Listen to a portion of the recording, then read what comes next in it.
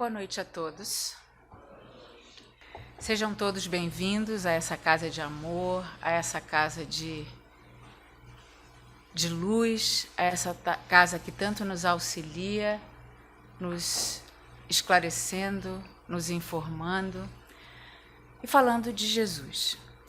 Elevando o nosso pensamento a Jesus, ao nosso Mestre querido,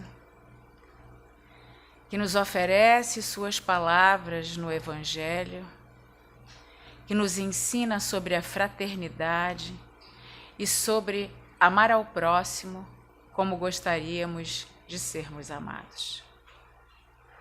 Que as máximas de Jesus vibrem dentro de nossos corações, orientando o nosso pensamento, e que então as nossas atitudes sejam repletas desses ensinamentos e possamos fazer por nós mesmos a melhoria do orbe em que vivemos. E que assim seja.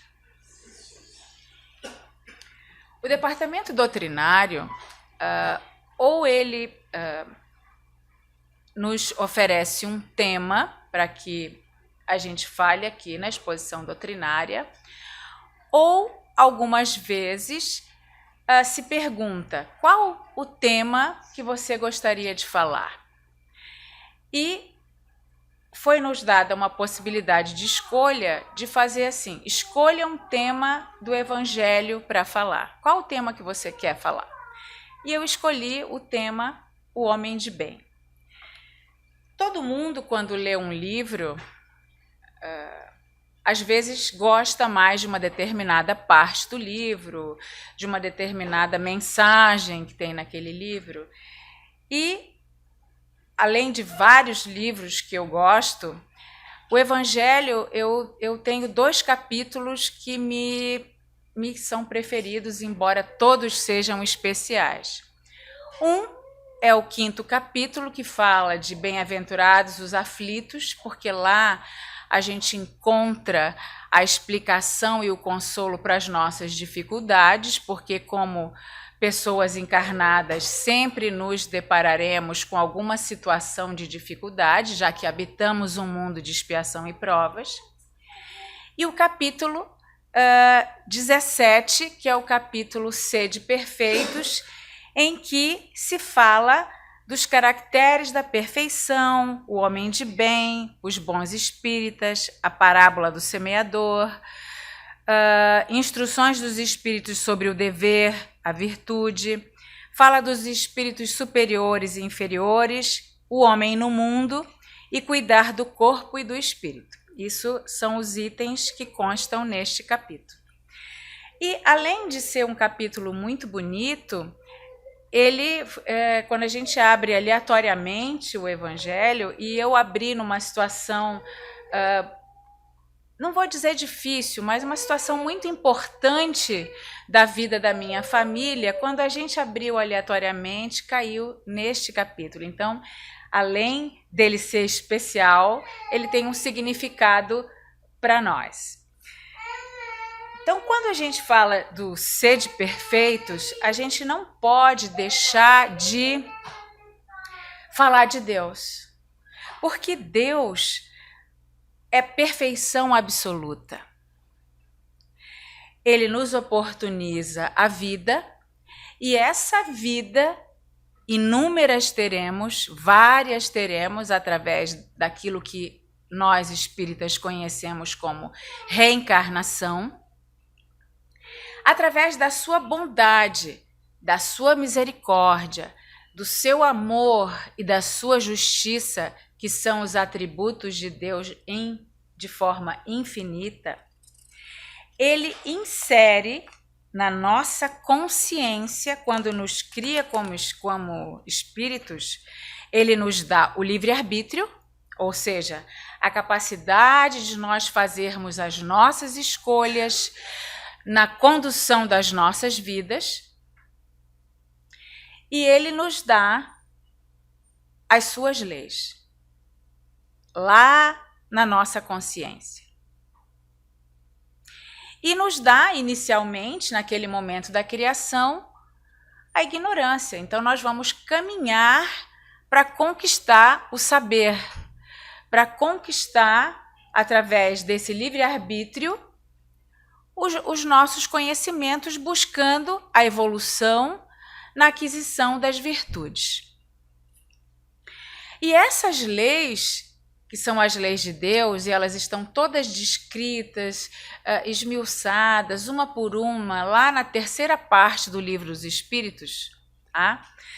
Elas regem ou deveriam reger o nosso agir como um manual de conduta. E, na verdade, regem se nós, ao escolhermos uma determinada estrada ou realizar uma determinada ação, nós fizermos uma pergunta a nós mesmos: será que esse caminho que eu vou escolher é o melhor caminho? Ele está condizente com as leis que Deus me deu na minha consciência? Ou será que essa minha ação que eu quero promover está de acordo com as leis de Deus? Sempre teremos a resposta, se está ou não de acordo com as leis de Deus. A nossa própria consciência nos responde.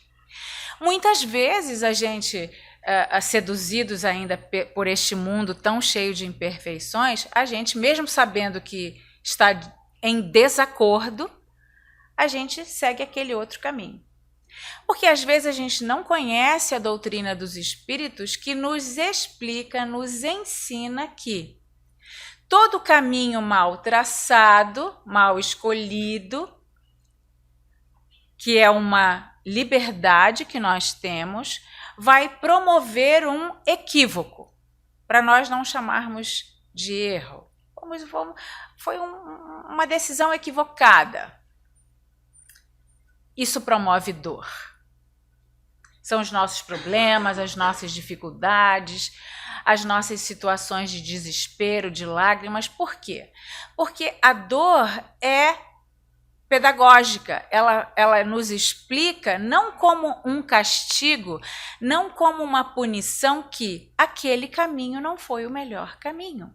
Não vou traçar essa estrada novamente. Então, quando a gente segue as leis de Deus, a gente evita a dor. Só que a gente ainda funciona como crianças ainda no jardim de infância da evolução. A doutrina dos espíritos é a lição que vem sendo repetida como se fossem jogos pedagógicos para melhorar a nossa cognição, a nossa fala, a nossa inteligência, a nossa responsabilidade, para que a gente alavanque, para que a gente alcance mais rápido a pós-graduação, o mestrado, o doutorado, se assim a gente pudesse comparar as nossas vidas. E aí, quando a gente utiliza os recursos que a doutrina espírita nos dá, que é a palestra, o passe, o atendimento fraterno, os estudos, os livros, a gente vai clareando o nosso pensamento, vamos nos tornando mais responsáveis na aquisição dessas virtudes, e aí nós vamos nos melhorando, vamos seguindo e obedecendo mais as leis de Deus de forma natural, não imposta, porque a gente encara a lei como uma coisa imposta, como uma coisa que, se eu não desobedecer, eu vou ser multado, eu vou ser preso. Só que as leis de Deus não. As leis de Deus, elas nos conduzem num caminho de luz, num caminho de felicidade.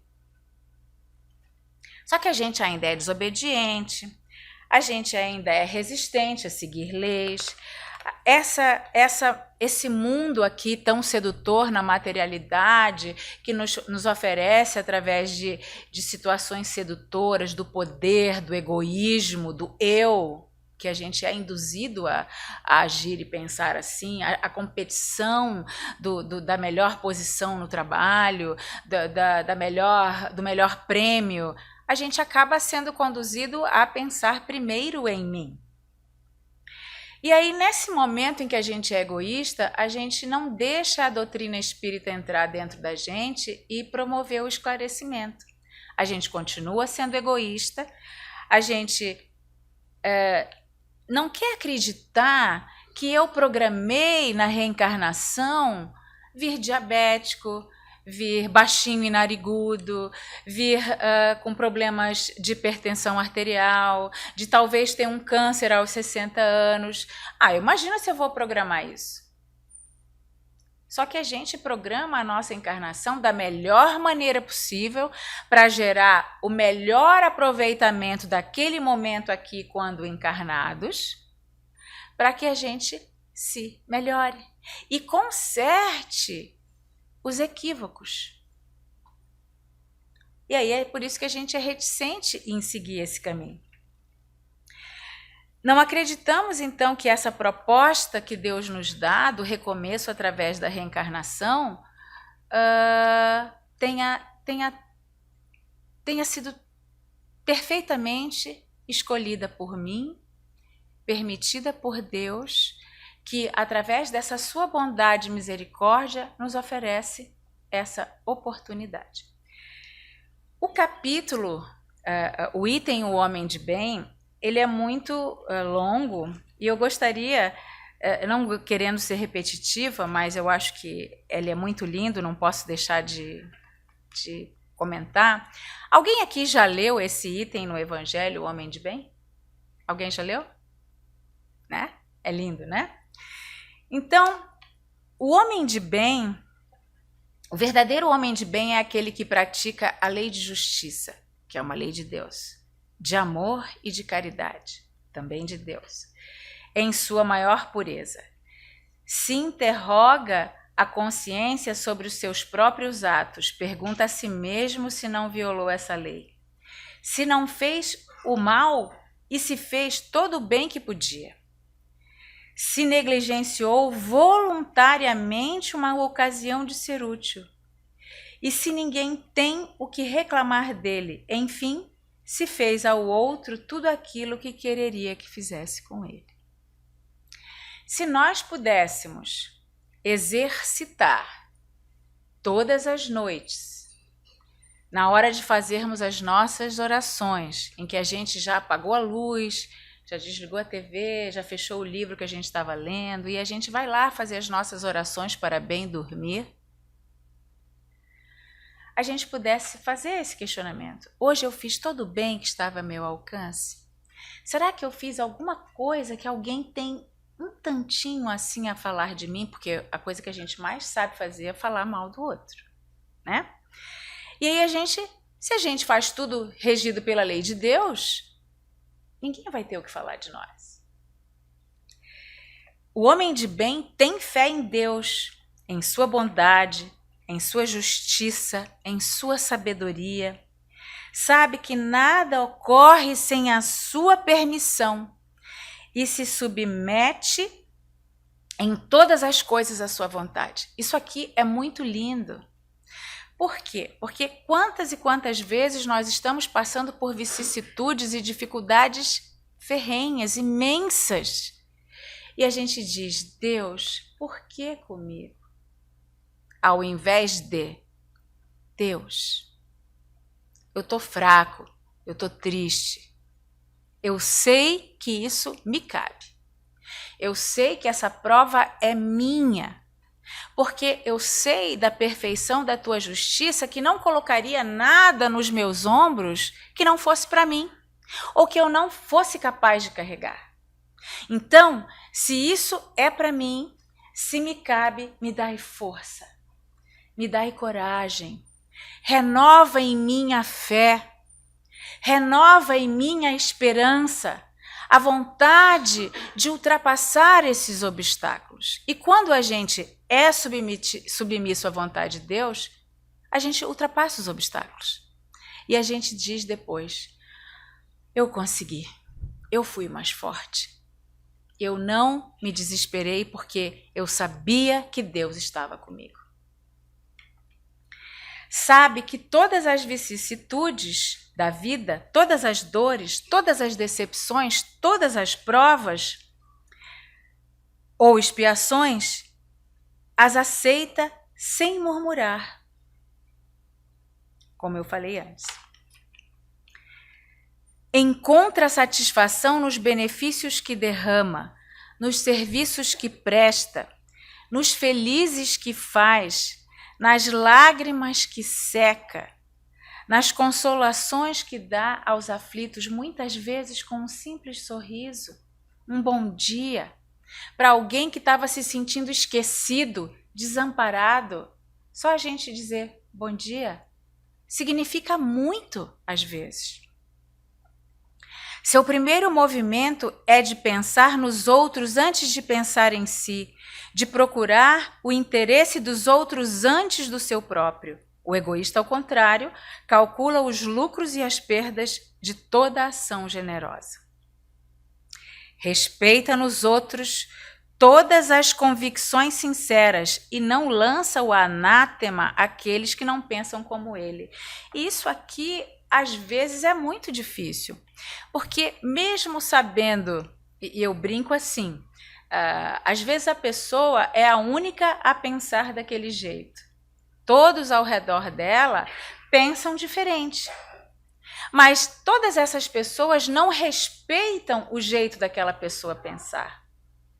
E dar a oportunidade a ela, caso ela esteja equivocada, de em algum momento se dar conta do caminho certo. E nós não temos o direito de impor ao outro a nossa vontade. Daí a suprema magnitude do conviver, que é para entender o jeito do que o outro é, entendendo o seu jeito de ser e o aceitando e amando ele daquele jeito. Sabendo quando é o momento de não debater, de ficar quieto, de estimular o outro a pensar diferente, mas não tentando convencê-lo. Não tem ódio nem rancor, nem desejo de vingança. A exemplo de Jesus, perdoa e esquece as ofensas, e não se lembra senão dos benefícios, porque sabe que lhe será perdoado como ele próprio houver perdoado. O perdão é uma das talvez mais difíceis virtudes da gente conquistar. A nossa tendência é ficar magoado, ressentido, anos depois lembrar daquilo, olha, você me fez isso assim, assim, assim, assim, assim, mesmo que já tiverem feito as pazes. Porque na verdade não esqueceu. A mágoa e o ressentimento ainda estão lá e o perdão verdadeiro não foi executado. E isso é um exercício muito grande, porque se eu sou indulgente, se eu entendo que o outro está com problemas, o outro está passando por dificuldades em casa, o outro tem dependência química, o outro tem talvez até influências espirituais por aquele caminho que ele escolheu, se eu julgar com o fio da navalha, eu não estou sendo indulgente com ele. E aí eu não consigo perdoar. Por isso que perdoar às vezes é tão difícil. É indulgente para com as fraquezas alheias porque sabe que ele mesmo tem necessidade de indulgência. Se a gente imaginar que nós estamos todos em fila, cada um carrega na sua frente a mochila das suas virtudes. Eu enxergo. Nossa, como eu tenho virtudes, eu sou paciente, eu sou indulgente, mas atrás de mim eu carrego a mochila dos meus vícios e defeitos. O egoísmo, a impaciência ou a avareza, o ciúme, a paixão. E nessa fila indiana, quem está atrás de mim, o que ele enxerga? Ele enxerga os meus defeitos, mas ele enxerga também as suas virtudes.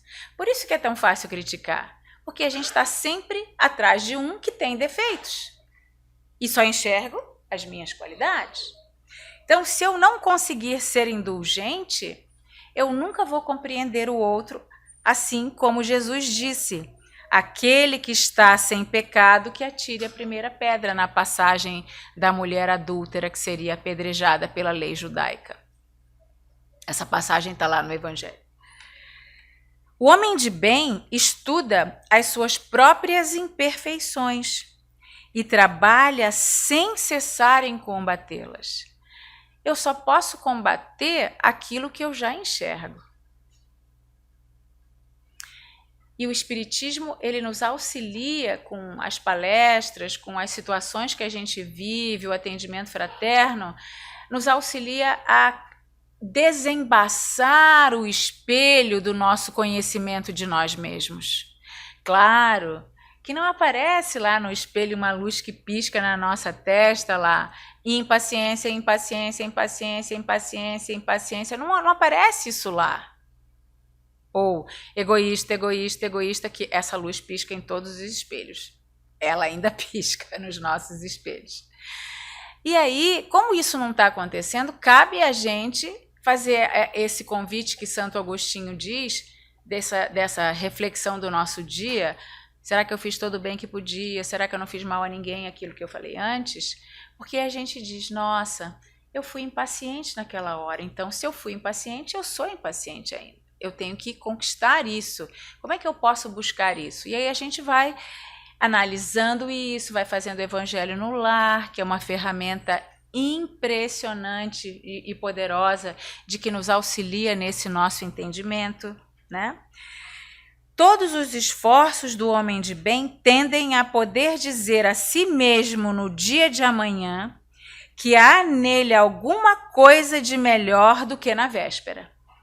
Hoje eu não vou repetir aquele erro de ontem. Então hoje meu dia vai ser melhor. E é assim que a gente tem que agir. Eu posso mudar o dia de ontem? Eu não tenho como mudar o dia de ontem. Eu não posso reparar o erro que eu não cometi ontem, mas eu posso hoje não repeti-lo. Que ele sirva de alerta por esse caminho mal traçado. Não procura fazer valorizar nem seu espírito, nem seus talentos a expensas de outrem, que é o orgulho, né? Aproveita, ao contrário, todas as ocasiões para ressaltar as qualidades dos outros, em vez de enaltecer os defeitos dos outros. Não se envaidece nem com a fortuna, nem com as vantagens pessoais, porque sabe que tudo o que lhe foi dado pode ser retirado. Então, eu não vou me achar uma pessoa melhor porque eu tenho mais posses, porque eu ocupo um cargo mais importante na empresa, porque daqui a pouco o dono da empresa me coloca lá para ser recepcionista e bota o recepcionista para ser o encarregado. Assim como as nossas fortunas um dia podem nos ser tiradas se nós estivermos fazendo mau uso dela. É errado ter fortuna? Claro que não, ela é fruto do nosso trabalho, mas ela precisa fazer mover o mundo, auxiliar os mais necessitados, promover o progresso. Então, muitas pessoas com grandes fortunas doam milhões, bilhões para pesquisa de vacinas, para ONGs que tratam crianças carentes, para que se desenvolvam vacinas, estimulam os países mais necessitados a utilizarem de forma melhor os seus recursos, vão lá dar aula de como captar a água da chuva e assim por diante. Por quê? Utilizam as suas fortunas para promover o progresso. Usa, mas não abusa dos bens que lhe são concedidos, porque sabe que é um depósito do qual deverá prestar contas, e que o emprego, o mais prejudicial para si mesmo, é de fazê-lo servir à satisfação das suas próprias paixões. O homem de bem, enfim, eu pulei vários itens, vários parágrafos. O homem de bem, enfim, respeita em seus semelhantes todos os direitos dados pelas leis da natureza, como gostaria que os seus direitos também fossem respeitados. Esta não é a enumeração de todas as qualidades que distinguem o homem de bem, mas todo aquele que se esforce em possuí-las está no caminho que conduz a todas as outras virtudes do homem de bem. E neste mesmo capítulo, no outro item, os bons espíritas dizem assim: o espiritismo não criou nenhuma moral nova, facilita aos homens a inteligência e a prática da moral do Cristo, porque não existe espiritismo sem Jesus. Tudo que a gente fala aqui é sobre Jesus, dando uma fé sólida e esclarecida àqueles que duvidam ou vacilam. Então, ao longo do tempo, claro que a fé de cada um é construída ao longo da sua persistência e da sua procura no caminho do bem. E no amparo que se tem da espiritualidade, do nosso anjo guardião, de Jesus e de Deus. E aí sim, cada um vai construir a sua fé. Mas a partir do momento que eu tenho uma fé firme, perene, raciocinada, que não duvida de nada da proteção de Deus e da presença de Jesus nas nossas vidas, nos momentos de dor, essa é a fé forte, que não vacila na hora da dor, a gente vai trilhar um caminho com mais firmeza nos nossos passos, na nossa caminhada. E nesse item também, os bons espíritas, para nós finalizarmos o monólogo, reconhece-se o verdadeiro espírita pela sua transformação moral e pelos esforços que faz para domar as suas más inclinações, enquanto que um se compraz em seu horizonte limitado, o outro que compreende alguma coisa de melhor se esforça para dele se libertar e sempre o consegue quando tem vontade firme. Que tenhamos a vontade firme, então, de nos melhorarmos. Que tenhamos essa fé esclarecida e raciocinada. Que o Evangelho de Jesus esteja presente nas nossas vidas, no Evangelho no Lar. E que, através da prática do Evangelho no Lar, a gente se afinize melhor com as leis de Deus, para que a gente tome sempre o rumo certo. Convido aos nossos médiuns para que se posicionem na nossa sala de exposição, para que a gente possa oferecer a todos que aqui estão o amparo, as benesses,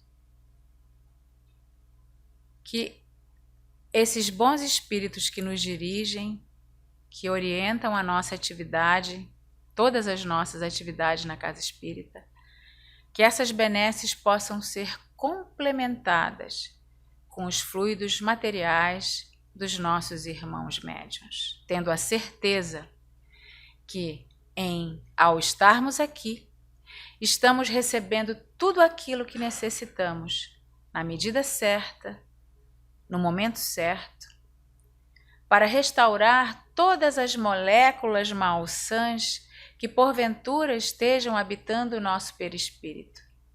E assim, com esse perispírito restaurado, a gente possa sair daqui com os nossos corpos materiais, se sentindo menos desanimados, menos cansados, e que então, com a alma, o espírito que reverbera com estas palavras sobre Jesus, sobre o homem de bem, fazendo com que cada vez mais esse perispírito se mantenha harmonioso, fazendo do nosso corpo material e do nosso corpo físico um corpo saudável, para que possamos trilhar a nossa jornada de forma melhor, por mais tempo que nos seja possível, porque quanto mais tempo estivermos aqui encarnados, mais tempo teremos para amar verdadeiramente.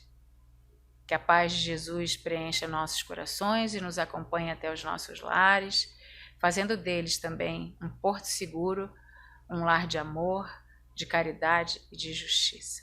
Que assim seja.